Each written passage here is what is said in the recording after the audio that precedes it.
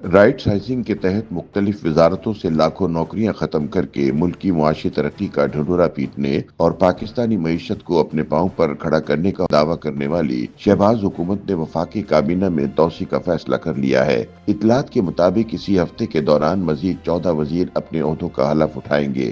وفاقی کابینہ میں توسیع کا حکومتی فیصلہ سخت عوامی تنقید کی زد میں ہے۔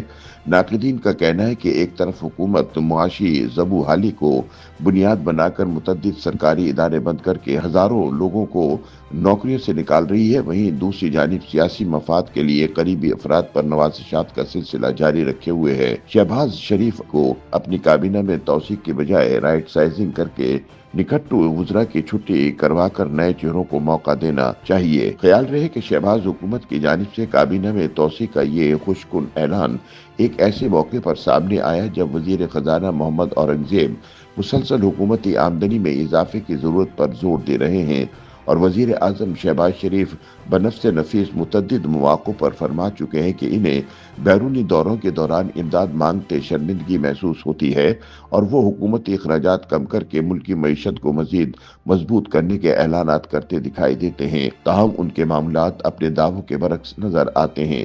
وفاقی کابینہ میں اس وقت وزیر اعظم کے علاوہ 18 ارکان شامل ہیں۔ اگر خبروں کے مطابق اس ہفتے کے آخر تک کابینہ میں توسیع کا کام مکمل ہو جاتا ہے تو وفاقی کابینہ 32 ارکان پر مشتمل ہوگی۔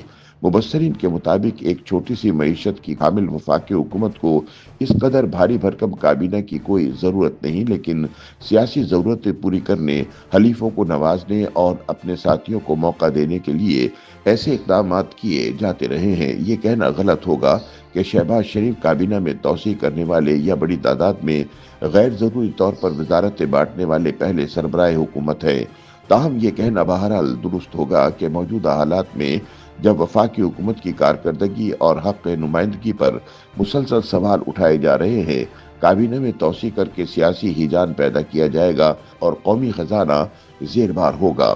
ذرائع کے مطابق وفاقی کابینہ میں 2 روز کے اندر توسیع کا امکان ہے اور متوقع طور پہ نئے وزراء 27 یا 28 فروری کو ایوان صدر میں حلف اٹھائیں گے۔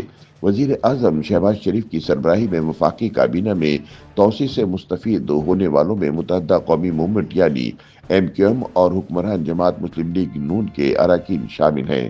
مسلم لیگ نون کے رکن قومی اسمبلی حنیف عباسی، ڈاکٹر طارق فضل چودھری، طلال چودھری اور فضل کھوکھر کو کابینہ میں شامل کیا جا رہا ہے۔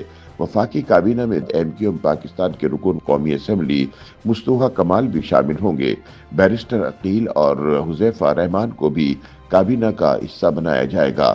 اس کے علاوہ عبد الرحمان کاجو اور سردار یوسف بھی وفاقی کابینہ میں شامل ہوں گے، جو گزشتہ حکومت میں بھی وفاقی وزیر کی حیثیت سے کام کر چکے ہیں۔ اسی طرح ڈاکٹر توقیر شاہ وزیر اعظم کے مشیر ہوں گے۔ مسلم لیگ نون کی سیالکوٹ سے خاتون رکن اسمبلی نوشین افتخار کے علاوہ رومینہ خورشید عالم، رضا حیات ہراج اور چودھری ریاض کو کابینہ میں شامل کرنے کا فیصلہ کر لیا گیا ہے۔ وفاقی کابینہ کے نئے اراکین کی حلف برداری کی تقریب 27 یا 28 فروری کو ایوان صدر میں ہوگی۔ کابینہ میں توسیع کی خبروں کے بعد وفاقی وزراء کی کارکردگی بھی سیاسی عوامی حلقوں میں موضوع بحث بنی ہوئی ہے۔ پاکستان میں پارلیمانی نظام جمہوریت اور حکمرانی کے شعبوں میں کام کرنے والے غیر سرکاری ادارے پلڈاٹ نے پہلے پارلیمانی سالمین وفاقی وزراء کی کارکردگی کی جائزہ رپورٹ جاری کر دی ہے۔